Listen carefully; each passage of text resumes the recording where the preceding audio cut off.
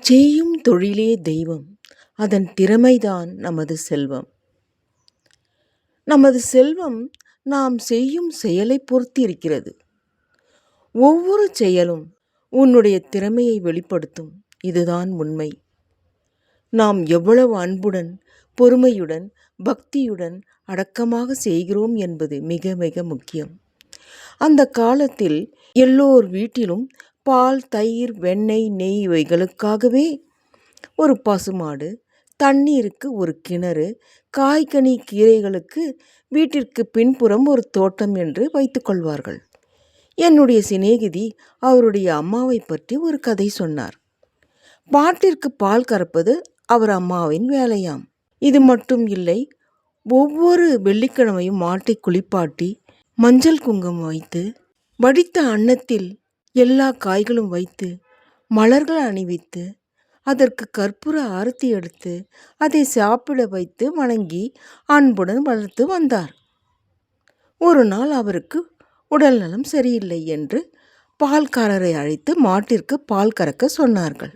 அந்த மாடு அவனை உதைத்து தள்ளிவிட்டு அவருடைய அம்மாவையே பார்த்து கொண்டு இருந்ததாம்.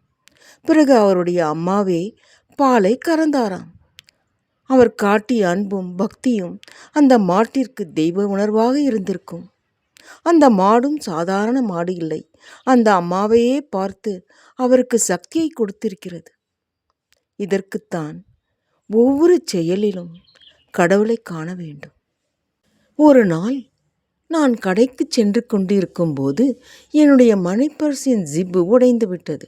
நல்ல வேளையாக அருகில் ஒரு கடை இருந்தது. அந்த கடையில் தையல் மிஷினில் பைகளை தைத்து கொண்டிருந்தார் அந்த கடைக்காரர். நான் என்னுடைய பர்ஸை கொடுத்தேன். அதை சரி செய்துவிட்டு 20 ரூபாய் கேட்டார். நான் 100 ரூபாயை கொடுத்து என்னிடம் சில்லறை இல்லை என்றேன்.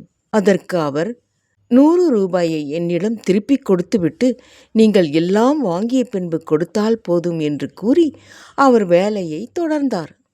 நான் ஆச்சரியப்பட்டேன். இவர் எப்படி திருப்தியாக வேலை செய்து கொண்டிருக்கிறார்? இதற்கு காரணம் என்றே நினைத்தேன். அந்த கடையில் பைகளை மட்டும் தைப்பதில்லை, காலணிகள் தைப்பது, பூட்டு ரிப்பேர் செய்வது என்று பல வேலைகளை செய்கிறார். மேலும் கடவுள் படங்களை மலரில் அலங்கரித்து நெற்றியில் சந்தனமிட்டு கடவுள் பாடலை கேட்டுக்கொண்டு செய்வதால் இப்படி இருக்கிறார் என்று தெரிந்து கொண்டேன். கடவுள் பக்தி மட்டுமே நம்பிக்கையை கொடுக்கும். என்னுடைய பணம் என்னிடம் வந்து சேரும் என்ற திட நம்பிக்கையால் என்னிடம் நீங்கள் பிறகு கொடுத்தால் போதும் என்றார். அதனால்தான் செய்யும் தொழிலே தெய்வம் என்று நம்பி திருப்தியாக இருக்கிறார். ஒரு சிறிய கடை. அங்கு விதவிதமான நிறைய கடவுள் பொம்மைகள் இருந்தன. ஒரு பக்கம் நிறைய களிமண். அந்த மண்ணில் அவருடைய திறமையை காட்டி வியாபாரம் செய்கிறார். ஒரு விநாயகர் சிலையை செய்து கொண்டு இருந்தார். அந்த சிலையில் அவ்வளவு தெய்வீக அமைப்பு. அப்படியே விநாயகர் மலர்ந்த முகத்துடன் பார்த்து கொண்டு இருப்பது போல் இருந்தது. மேலும் பார்ப்பவர் மனதை கவரும் வண்ணம் இருந்தது. மண் சிலைகளை செய்து வர்ணங்களை பூசி மனிதர்களிடம் தெய்வ உணர்வை உண்டாக்கும் இவரிடம் பக்தியும் பொறுமையும் இருப்பதை கண்டேன். சிறிது தூரம் சென்றதும் படங்களுக்கு சட்டம் போடும் கடை இருந்தது. நான் கொண்டு வந்த படத்தை அவரிடம் கொடுத்து சட்டம் போடச் சொன்னேன்.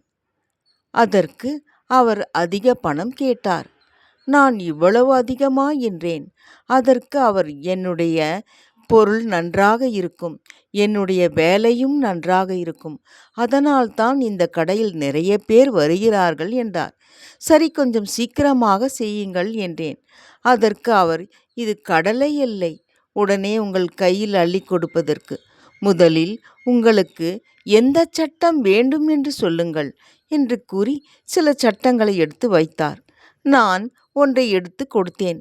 அதற்கு அவர், இதை செய்ய சிறிது நேரம் தேவை, நீங்கள் மற்ற வேலையை முடித்துவிட்டு வாருங்கள் என்றார். எனக்கு வேறு எந்த வேலையும் இல்லை, நீங்கள் செய்து முடியுங்கள், நான் காத்திருக்கிறேன் என்றேன். அவர் அதை அழகாக பொறுமையுடன் செய்து முடித்தார்.